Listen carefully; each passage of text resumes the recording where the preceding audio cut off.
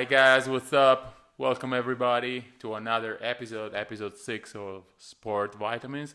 Today we go again overseas, and today's guest is the performance coach of the Sacramento Kings, Sam Reffsin.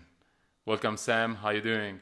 Oh, I'm great, Roberto. Thanks for having me, and I really appreciate having me on your podcast, but also what you're doing overseas. I think anytime anyone overseas can bring this community together, I really appreciate and respect. So keep up the good work.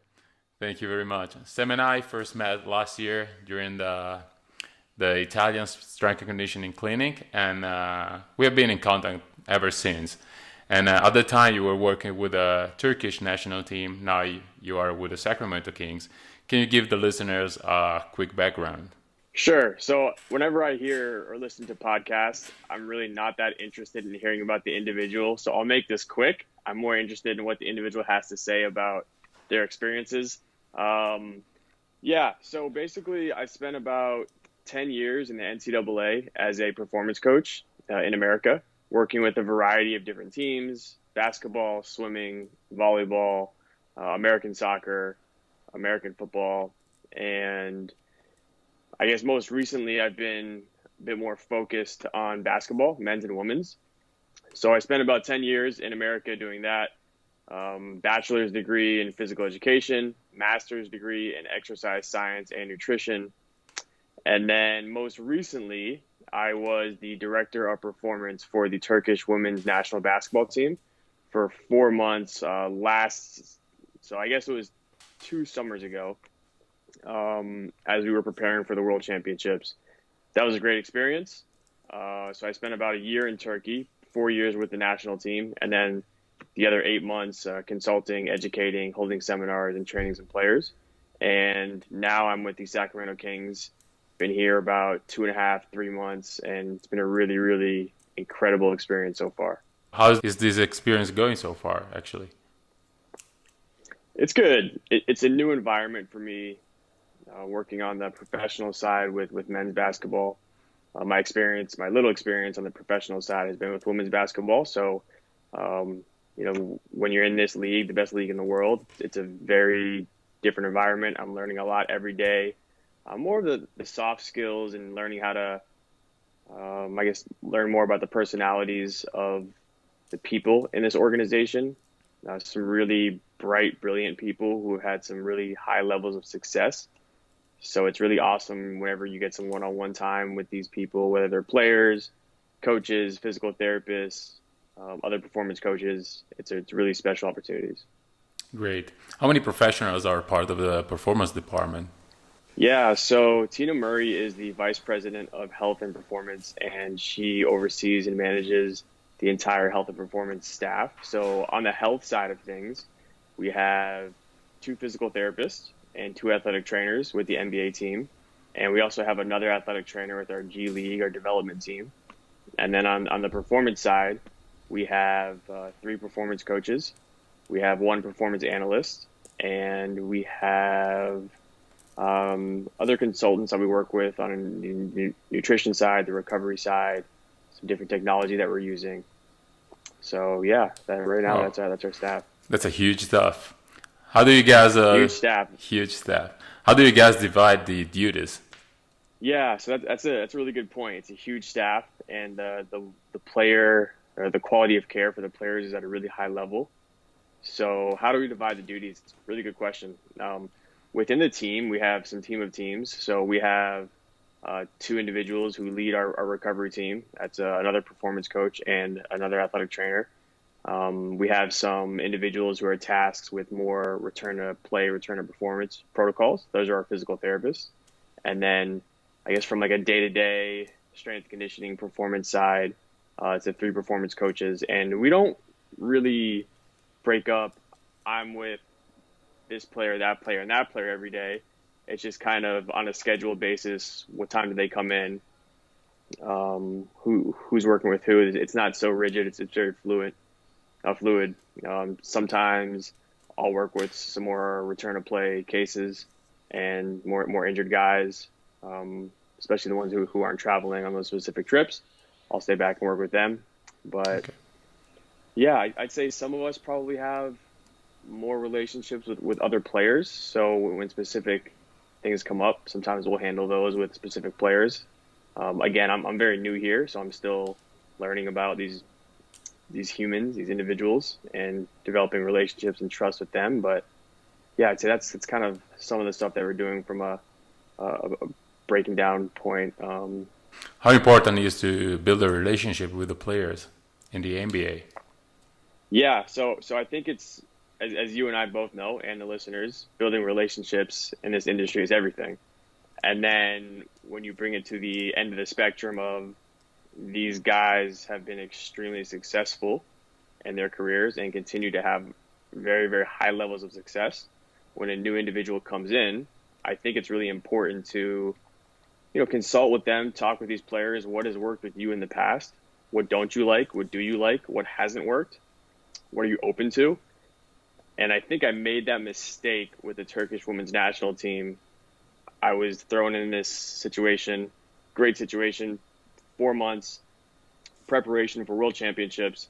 The Turkish Basketball Federation had identified that our women's side was definitely inferior from a physical preparation standpoint. Technically and tactically, we're very sound, but from a physical preparation standpoint, very inferior. So here I am. I had 4 months. I knew I had to make an immediate impact. So I came in and I said, okay, this is what we got to do. And that was the biggest mistake of my life, right? Really turned some of the players off. They were not used to the specific styles of training. So in that first 2 to 3 weeks, I really learned a lot. I took a step back and then I had more conversations with the players. I involved them, empowered them more to have more, bring them in more of an autonomous approach. And I think that was way more successful moving forward. So same idea here. You want to work with the players. I think it's really important to educate them, because I'm always going to say the biggest motivator from a player standpoint is knowing why they're doing something so they can see the value in it. Because a lot of the times it's the problem is not when you're with them for the 4 hours in the day. It's the other 20 hours, right? What are they doing when you're not watching? Do they know what to do? So we really try and build a player-centric model in that everything we do is for the player experience, whether it's the music we play, whether it's the reps and sets, the exercises we prescribe, the equipment that we get, all of that.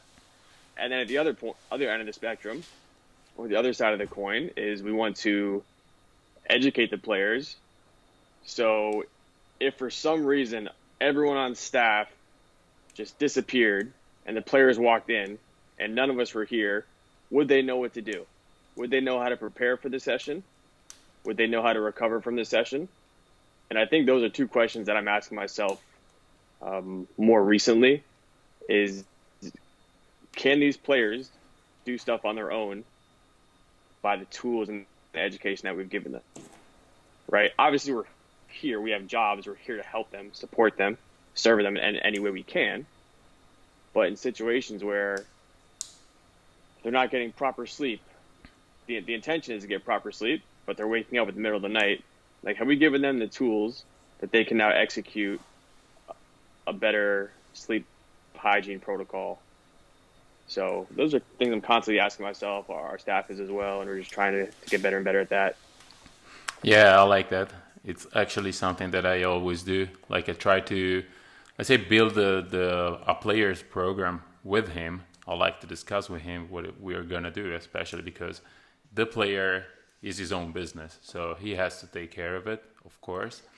And then at the end of the season, for example, if I have a player that knows, as you said, knows how to work out, how to take care of his body, how to take care of himself, that means that I achieved my goal, I think. Sure, right. That's the goal, to create a sustainable, autonomous approach where they feel empowered, they feel part of the process. Especially in the NBA, where I think you most of the time you're gonna work out one-on-one, right, with the players. That's a great way to really make an impact on someone's career. And what do you think about working one-on-one with the players or working in a group environment? Sure. That's a really great question. I think when it's in a group environment, it's still really small groups. So, for example, yesterday in our training session, I had 3 guys simultaneously. Still a very small group, right? Sure. And I think you and I both know, and the listeners both know, the better coach to player ratio, probably the better the quality of movement is going to be. Quality of movement is everything in the weight room. And we really try and prioritize quality of movement and mastering just fundamental basic movement patterns that every human on this earth should be able to nail right away. So I think when you're one-on-one with someone, you can really make sure quality of movement is exceptional and at a very, very high level. And then the other end of the spectrum is like making sure that they feel like they have the attention that they deserve. And it's always a good opportunity to integrate microdose, a little bit of education here and there. So one-on-one, there's not as many distractions. You can say, hey, I was reading this really great article on some meditation, some breathing techniques prior to going to bed. Seems to be very, very beneficial for some individuals, according to some of the research. Asking them what they think of it, if they're interested in trying it. Maybe we can do a 5-minute session together post-practice in our recovery room in the back. So yeah, I think when you're one-on-one with someone, it's a great opportunity to try and introduce them to some new techniques maybe they haven't done in the past. Hopefully they're open-minded, that they're willing to try some of these different approaches. Okay, great. So you talked about quality of movement. I remember that last summer you gave a lecture about warming it up, and I remember that you were focusing a lot on quality of movement. And do you lead the warm-ups there with the Kings? So we alternate. We just hired a director of performance recently. His name is Craig Slonwhite. He's an outstanding human, and he's a really great performance coach as well. So we alternate. Before he came, I was leading the warm-ups, but now it's me, it's him. We have another individual on staff, Anthony, that will kind of just rotate through. I think it gives the guys a fresh look. I think it gives us as performance coaches a little bit of ownership, and we feel a little empowered to sprinkle in what we want as an individual. But yeah, I'd say our pre-practice warm-ups are 10 minutes, and depending on the day, depending on the practice loading, the volume and intensity, and what the emphasis is that day, our warm-up kind of mirrors that in a sense. So for example, if today is going to be a lot of up and down, a lot of game-like stimulus, we try and expose them to a little bit of high-speed running in the warm-up, just so hopefully that carries over and they feel a little warmer, a little more prepared to the exposure later on in practice. Or if it's more of confined spaces, maybe 3-on-3 half court, where we know there's going to be a lot more deceleration, a lot more change of direction, a lot more eccentric loading, we try and expose them to a little more of that in the warm-up. But we're really fortunate to have a really, really bright performance analyst, Jesse Green. He does an incredible job with our data collection from our wearables, and he can give us some really, really great feedback on the warm-up. We call it activation. So our activation period, he'll say, Sam, that was great. We got a lot of decelerations. We got a lot of accelerations. Or maybe he'll say, Sam, why don't we try this 30-minute drill in the warm-up? We've seen that gives us a lot more high-speed running. So using the data to help drive some decision-making, he does a really good job with that. And Tina Murray, who I mentioned earlier, who's our vice president of health and performance, she does a really good job of integrating all these teams, the performance analyst, the performance coach, and now we can use all these resources and tools in an integrative approach so we can deliver the highest quality of care to the players. Okay, great. So you basically use an integrated approach. So you prepare the daily practice with the coaching staff? Yeah, I would say so. Tina, who's our vice president of health and performance, she's kind of the point person when communicating with the coaches, and she'll work really, really closely with our performance analyst, Jesse Green, on some of the practice trends and what our emphasis is from a macro standpoint to a micro standpoint. So I know that they spent a lot of time building out the whole annual plan, and then inherently from day to day, some of those things will change depending on the loads the guys are receiving. So yeah, having these daily meetings and planning out what the focus is today, and then that will get communicated to our staff, and then we'll make necessary changes and plan accordingly. Okay, great. And how do you guys manage the load of your athletes? What kind of technology you use, or also, other stuff like RPE or whatever you use? Yeah, so the players will do like a wellness check-in on specific days of the week, and we'll just try and get some information. Very, very typical, standard, simple, easy, how they're feeling, their sleep, how they're responding to some of the loads that we're exposing them to.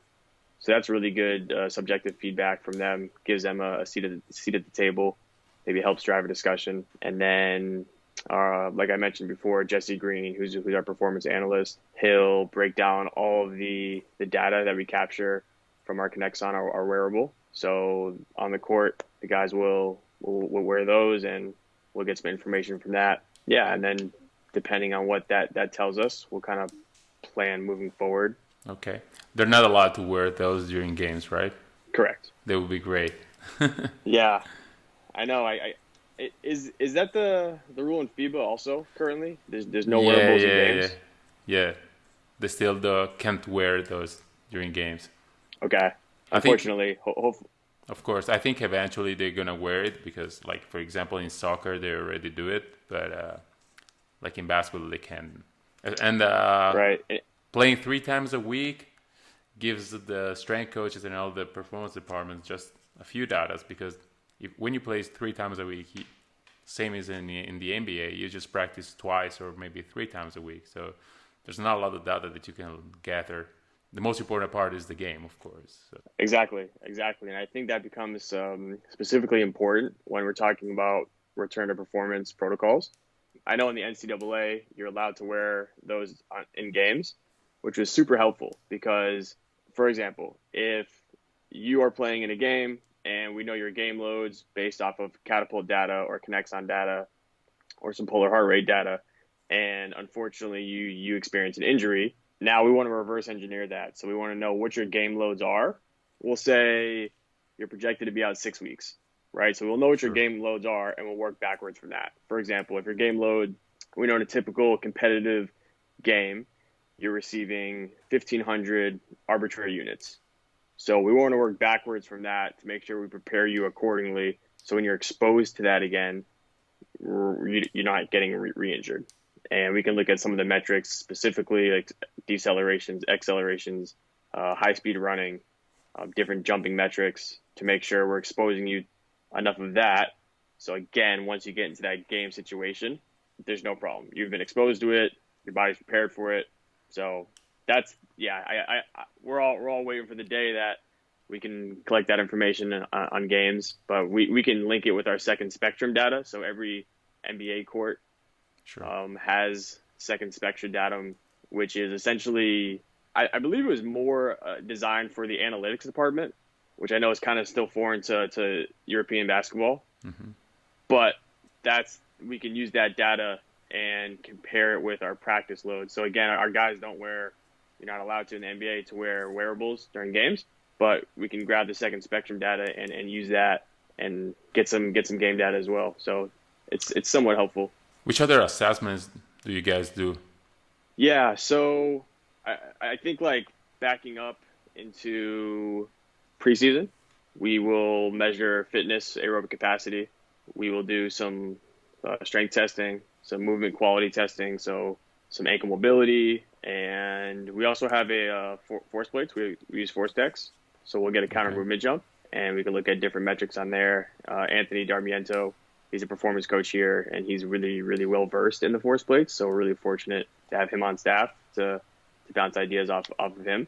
Body composition, and I think that's kind of obviously like some other factors, including age is important. Injury history, knowing that is obviously very important to know and identify. Do you use the counter movement jump as a readiness test before lifting, for example? So we'll more look at it just from trends. So we'll get a number of jumps a week, and we'll see if there's any significant asymmetries going on, or we'll see if there's other metrics that are not lining up to what they specifically or they typically get. And I just had this conversation with Anthony, our performance coach, the other day. Like, that's one piece of the puzzle, right? So for now, if we look at our wellness check-in, and maybe we look at body weight, and maybe we look at the loads they're receiving in practice. And if those are a bit high or abnormal, and we see some stuff going on with the counter movement jump, whether it's significant asymmetries or significant reductions in specific metrics, then it's like the picture is being painted a little more clearly. But I think it's hard to look at metrics or just assessments in isolation. I got it. Do you also monitor sleep? Do you have the chance to do it? Yeah, so we'll just get hours of sleep from the guys. Okay. And we're constantly, I don't travel with the team, but the other performance coaches, I think like they have a better indicator on the road of how much sleep they're getting. Obviously, they know we know the schedule. If we land in a city at midnight, we're not going to have a 7 a.m. practice the next day, right? But, it gets a little tricky with time zones when we go from the West Coast to the East Coast. Obviously, we're on the West Coast of America. When you go to the East Coast, that's a 3-hour time difference. So that's definitely stuff you have to plan for and take into consideration. Of course. And playing so much and traveling so much, how can you apply, for example, a HighLow model to the NBA?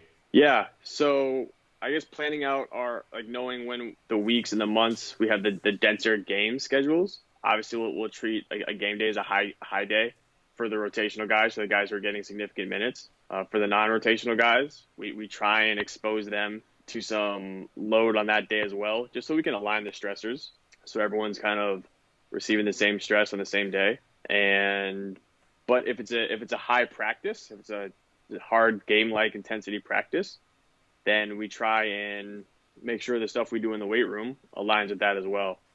So, and I think the beauty of that is it's like one day is high, one day is a higher load overall from practice, from the weight room, and then the recovery should reflect that. But then the next day is a lower day from practice and the weight room. Yeah, it's challenging. I'm not going to sit here and lie and say we have, the NBA schedule, it's really easy to do that. But you have to find creative ways, whether it's lifting post-game, right? So they can receive a good stimulus in the weight room on the same day they're receiving a good stimulus on the court. So you got to find ways to be creative. Yeah, that's good. That's a great way actually to have all the load during one single day instead of splitting on 2 days, so you can have a good recovery the day after. But also there are a lot of NBA guys. I think last year I coached Amari Stoudemire, and he was lifting before the game, for example, because it feels better, it feels looser and ready to go. Do you have guys that wants to lift before the game? Sure. We have quite a few who prefer to lift before the game. Now, to be like, those lifts are way different than maybe a post-game lift or a lift 48 hours. I think some guys, they've experienced enough in their career that they're like, oh, I feel good after getting a little activation, getting a little stimulus, a little CNS prep pre-game. They understand, they've been educated on the benefits of that. And this is when I think bringing some autonomy into it and asking what they like to do. When we meet in the middle, what do they respond well to?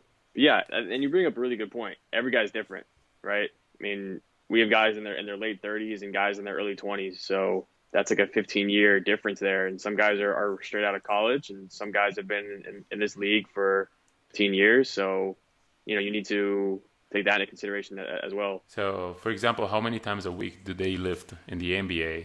What's the minimum and what's the maximum? Yeah, we try and get at least 2 lifts a week. Okay. Let me actually back up. So every day we'll be doing something in the weight room. Now, what that is in the weight room, I would say maybe it's 2 to 3 lifts. We definitely try and get 2 lifts a week. We try and stay pretty consistent with that. Mm-hmm. But every day they're doing something in the weight room, whether it's recovery protocols or whether it's mobility before practice. And again, that will align with the stressor of practice. If today on the court is a lighter, lower day, then maybe we do a lot more mobility post-practice, a lot more lower intensity, just some patterning, working on some ankle, hip, and thoracic mobility. Yeah, I'd say we're pretty consistent with getting minimum of 2 pretty quality lifts in each week. Nice. And what do you do as a staff and you as a coach to prevent injuries? Yeah, so I think what this field is moving more towards, and again, Tina Murray does a really good job of creating this on our staff, but we have a really integrative approach. So I wouldn't say it's like, okay, the performance coach is just doing some injury prevention work, and it's not like, it's 2019. It's not like that anymore. Like, everyone on our staff knows a lot of information about each player, and we work really integratively to make sure that we design our programs and deliver the best program we can to that player. And everything matters, right? Right when they walk in the building, the light they're exposed to, how hydrated they are, how many hours they slept. When they come in, they'll eat some breakfast with our two chefs who do an amazing job upstairs. We're really fortunate to have that. Then they'll come downstairs and like our staff is already met at that point in the morning, and we talk about specific players we need to talk about. So we have a very clear approach moving forward on that day. So from a micro standpoint, but also from a macro standpoint, what are some of the long-term goals? So I wouldn't say there's like a specific exercise we do or a specific nutrition that we give them, but we're very consistent on what we do, and we spend a lot of time figuring out what the best approach is for each player. So there's a very clear direction for each player, whether that's on the court, whether that's supplemental conditioning, impact, non-impact. And this is all, again, based on our assessments. Like, what have we identified? What do we recognize? Like, we know a lack of aerobic fitness, aerobic capacity, VO2 max, whatever you want to call it. We know if that's below a minimum standard, players are at a risk of injury, right? They may never get hurt, but they're at a risk of injury, and they're probably not going to recover as fast as someone who is fitter, right? So knowing that, that's certainly a priority for our whole staff moving forward. So how can we, like, from a nutritional standpoint, how can we supplement that? How can we encourage that? How can that be affected, right? Because I think we think aerobic capacity, we think some sort of energy system conditioning work, right? But we're also thinking, what from a nutritional standpoint, is it maybe some nitrates from beetroot juice? Like, that's going to be a vasodilator. That's going to help move oxygen and blood through the body. So that may help that specific session or some longer term adaptations. And then what are we thinking from a recovery standpoint right after that? So we try and think as a staff way more like bigger picture, total picture, versus just, okay, what are we going to do with that 15, 20 minutes that we have with that athlete? It's way bigger than that. What did we do yesterday? What are we doing tomorrow, the next day? So I think Tina Murray does a really good job of stimulating that within our staff, and she's created that. And we have some really good staff members here who are really open to discussion and working together in a collaborative, integrative approach. And it's not easy all the time. Like, I'm not going to sit here and tell you that, every time it's executed at a very high level. That's our goal. Obviously, stuff happens where there's challenges and there's unplanned stuff that happens, but you work around that. And I think we have a pretty good experienced staff here that is pretty prepared for anything here. Yeah, that's great. Especially because it can give our listeners a little bit more understanding about our position. Like, back in the days, we were considered just strength and conditioning coaches, and now we're shifting towards like being performance coaches. And but at the end of the day, we are just stress managers. We have to see what's going on the court, know which are the stresses that the players are going through, and try to manage them as best as we can, of course. I think that's a great point, Roberto. I agree with you. Like, I don't like the term strength and conditioning. We're performance coaches, because to me, strength and conditioning is just weight room and conditioning, right? Sure. But so much more than that. We're talking about performance, and we know the weight room and conditioning is one route to get to there, to get the adaptations that we want. But there's so much more to consider, like more of a holistic approach of looking at the player, looking at the human being. Right? Are they healthy first? Sure. I'm not sure the logistics on your league, but these guys, the demands are high, even from outside of basketball. A lot of media demands, a lot of sleep inconsistencies, a lot of traveling, a lot of outside of their environment. A lot of these guys have families, and I'm sure it's very similar to your approach. So talking about health, like, are these guys even healthy? Like, we want to make sure that mental health, a lot of pressure on them, right? Sure. So like the whole performance approach instead of just in these walls in the weight room. Yeah, sure. Yeah, here in Israel is basically the same, especially for us and for Maccabi Tel Aviv, which are the two most important teams of Israel. And both of us travel a lot. We play European competitions. And as you said, our players have a lot of stress coming from also outside the court, of course. media and whatever. So, okay, let's change and let's talk about you. And you founded Reffsin Athletic Performance, right? This is your brand. What is it about? Yes. So I guess it started right when I finished with the Turkish women's national team. Again, up until that point, all my experience was NCAA, working with a variety of sports, but specifically men's and women's basketball. And then I finally got exposed to some overseas European basketball. And I'm just like, wow, there is so much low-hanging fruit, some super easy changes that will absolutely impact the organization and the players that is just not being done. And this seemed to be a reoccurring conversation with other performance coaches in different leagues and teams. And I understand economically, it's a different story, but I just really started thinking, like, for example, working with the Turkish women's national team, we had a lot of control over the environment. So I was with them for 4 months. We traveled a lot. We all stayed in the same hotel, of course. So when you're staying in the same hotel with the players, you have a lot of control over what they're eating, over the pillows they have, over the temperature in their hotel rooms, right? So an example is when they watch film in a hotel, in a conference room, again, if performance is important in your organization, then you're going to see it reflected everywhere. So a good example is when our players were watching film in a conference room, me and the team manager made sure they had water bottles that were accessible. Now, like, you want to talk about details, they had liter water bottles. That's all they had. I said, okay, the players are probably not just going to drink out of that because they're probably not going to drink a whole liter. So I said, let's get them some cups and we'll just pour water and we'll have a cup of water at every table. Now, these are details. These are little things. But if hydration is important to your program and your culture, like, now there's a culture of hydration. Now the players are like, okay, this is like, if Sam is doing this and our manager is doing this, this is probably pretty important. And we're just pushing hydration every opportunity we can. It's probably pretty important, right? If there's water bottles in their plane seats, if there's water bottle on the bus seats, if there's 2 big water bottles in their hotel room waiting for them, like, it's part of the culture now. It's not just this thing they've always heard, you got to drink water. It's like, okay, I'm seeing it.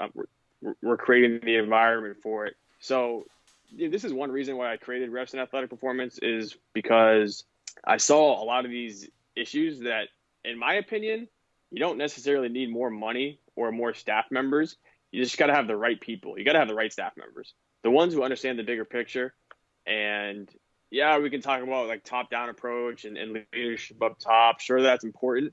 But I think if you get a good performance coach who is willing to advocate and willing to educate not just the players, but front office, coaching staff, and other health and performance staff members on the team, I think they can make a really massive impact. So this past summer, me and a partner of mine, Thomas Huhe, who is the director of performance for Austin Philo in Belgium, a men's basketball club. They've had really high levels of success every year in the Champions League. Him and I, we gave a number of seminars throughout Europe.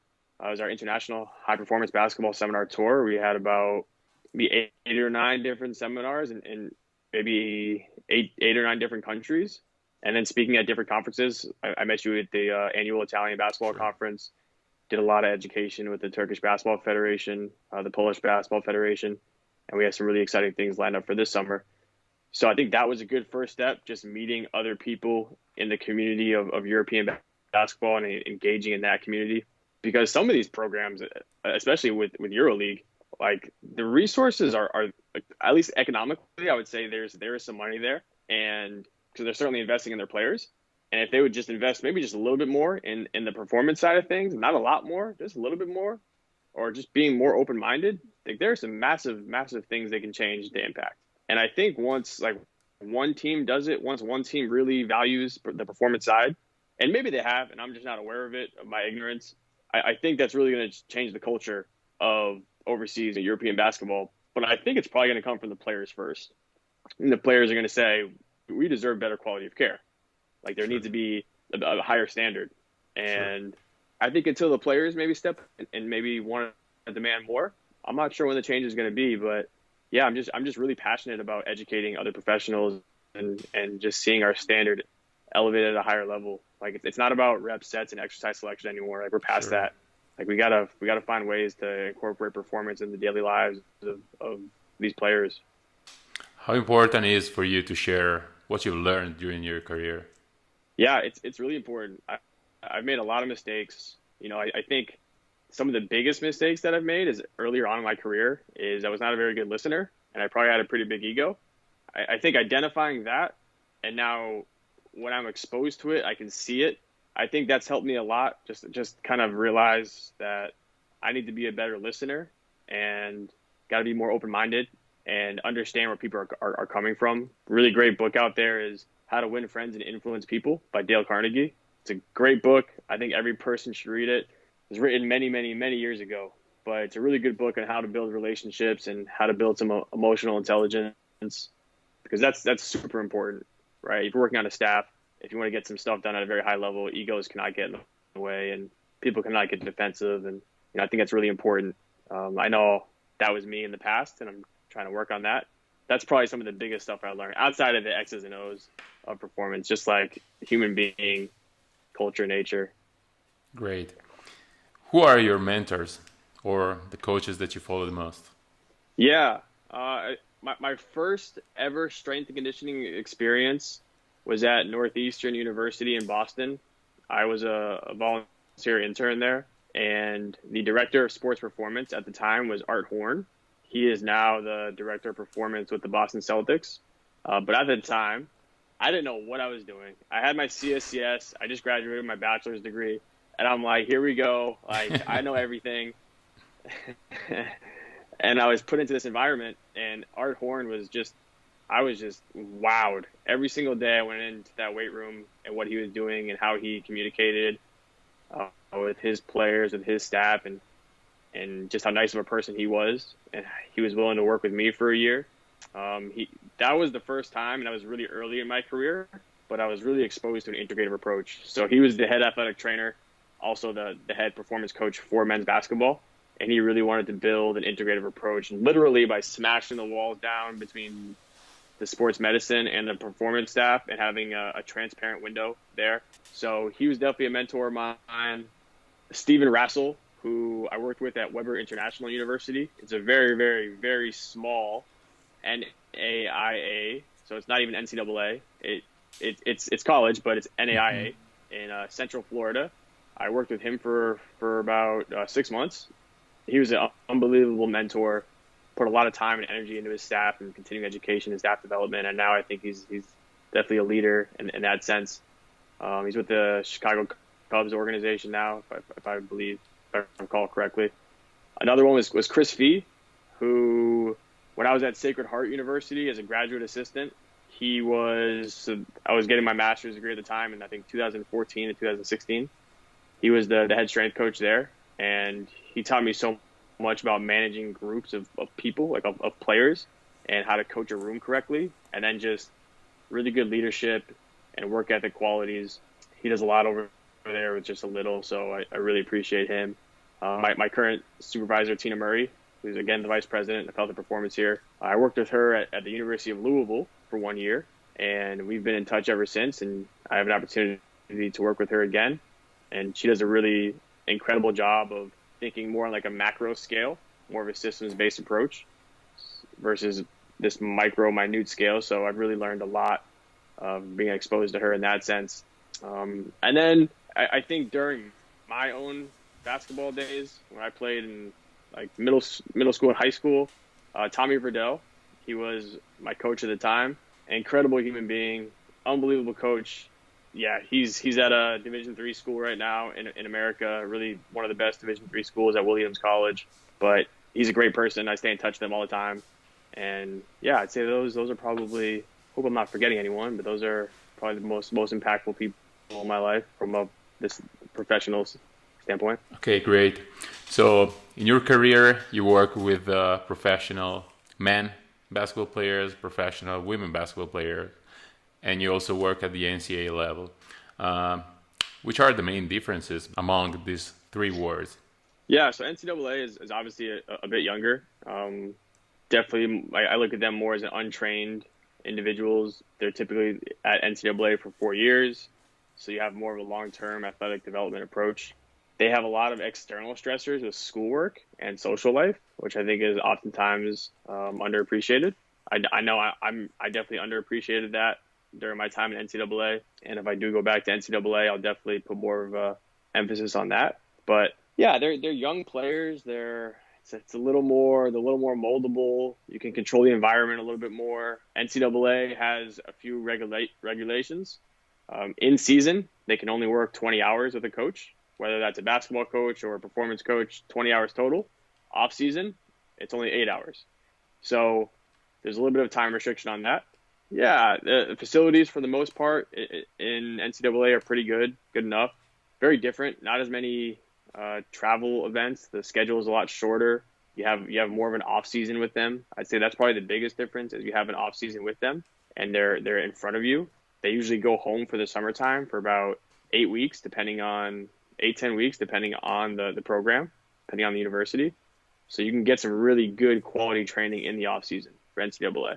As far as the Turkish women's basketball team went, it was a brand new culture to me. And if anyone's been to Turkey or been to Istanbul, this is when I really realized, I said, okay, I should just sit on a bench in Istanbul and just watch life go by for about 4 hours. So I did that, and I'm like, okay, I understand. Some of the players in the national team, they didn't really like this idea of systems. They didn't like this idea of, okay, they step on the court for practice, they step on the scale, they weigh in pre-practice, they go to practice, they finish practice, step on the scale for post-practice to measure hydration status.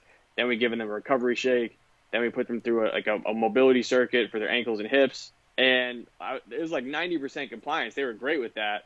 But sometimes they didn't understand why we were doing it and why we had so many systems in place. And then I'm like, okay, I should just see the pattern, the flow of Istanbul, and it's chaos. It's absolutely chaos. People cross the street whenever they want to cross the street. People are riding motorcycles on the sidewalk. I was at a post office in Istanbul talking to a worker, and some lady just comes right up and starts talking to the worker. And I'm like, okay, this is how it happens here. So now I totally understand. Once I saw the culture of Turkish culture, and it's not a bad thing, it was just different. I can now understand why some of these players don't like systems and don't like this approach. So that was very humbling to see that.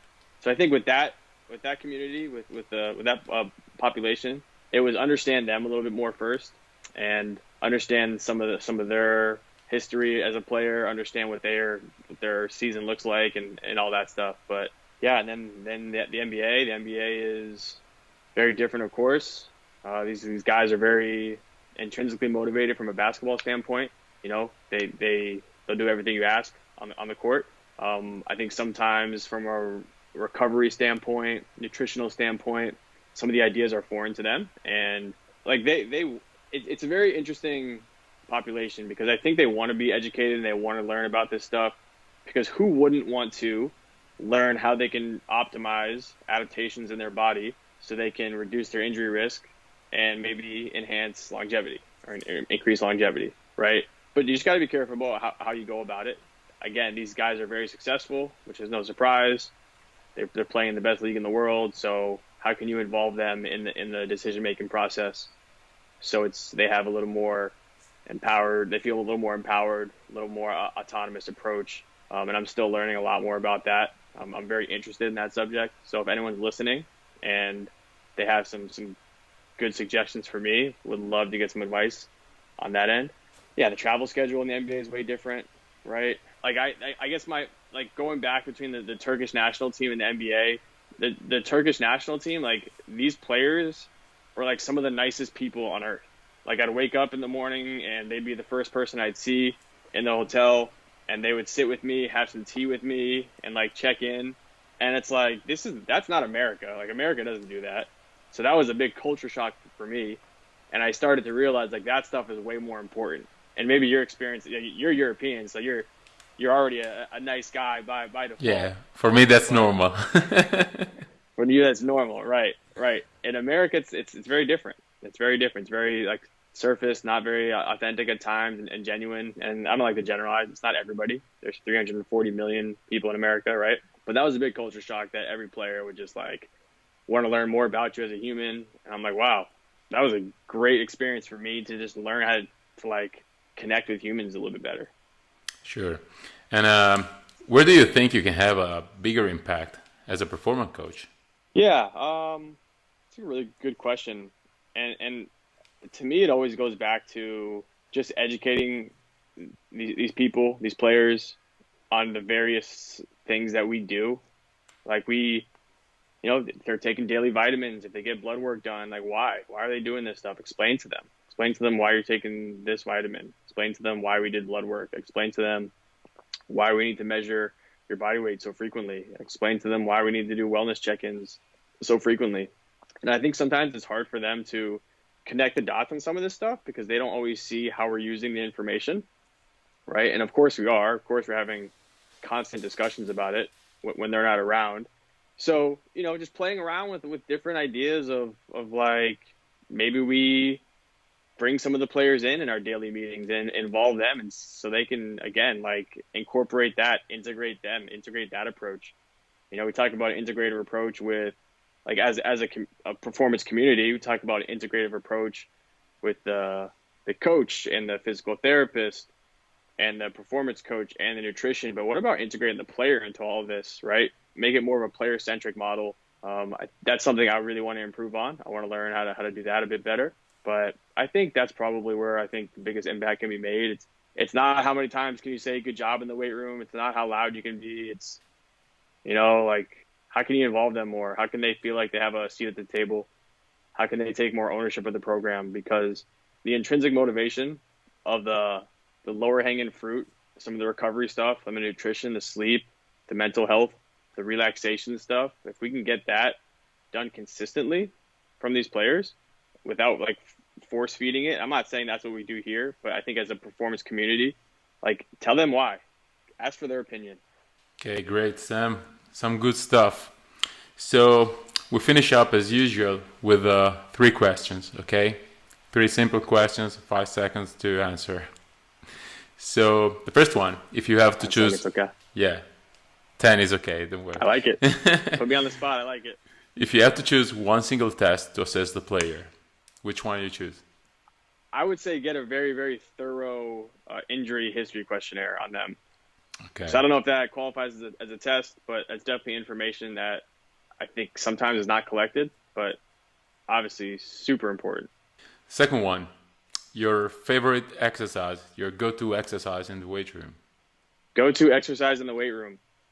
What my go-to exercise is saying good morning to the guys, saying hello, asking them how their day's going.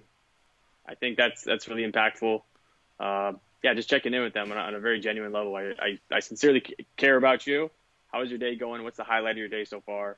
Tell me something exciting that happened. Yeah, that's a great way to start off the day, right? Yeah, that's perfect. And much more exciting than a trap bar deadlift or a pull-up. That's a good one. Last one. Your dream as a performance coach. Yeah, my dream as a performance coach is I'm really passionate about helping and educating other individuals and helping lead something special. And I think I've probably adopted this from Tina Murray. She spent 13 years at the University of Louisville, and she created an absolute monster over there with an integrative approach, and her staff has grown incredibly, and they're definitely a leader in the field. So a dream of mine is maybe to continue with my international seminars and build something greater there. I know Thomas and I have some very big plans on creating a lot more educational resources and courses for anyone who's interested in. But like FIBA, EuroLeague, there's nothing mandated as far as I know. And like, if you're a team operating in EuroLeague, you should have these many performance coaches, and your performance coaches should have these certifications, and they should get paid this amount of money, et cetera, et cetera, et cetera. So we would love to build something like that in the future. Whoever is willing to hear our ideas or interested in listening to our ideas, I think that will decide that. That's great. That was way longer than 10 seconds. No problem. It was super interesting. So thank you. You share some really great content with us. And if someone wants to follow you? Yeah. If they want to send me an email, that's probably the best way. My email address is sreffsin@gmail.com. So it's sreffsin@gmail.com. Would love to hear from anyone. Would love to, being in America right now, I know a lot of your listeners are internationally. So I'm really interested in hearing about their stories and their situations. Really, don't be shy. I love connecting with all of you guys. So please send me an email. That's sreffsin@gmail.com. Okay, Sam, thank you very much again. I appreciate you. Thanks for being with us today. Roberto, I appreciate you, man. I'm really excited to continue to follow your daily vitamins, and I really think what you're doing is awesome. So I had a great time. It's always good catching up with you, and yeah, hope to talk to you soon, man.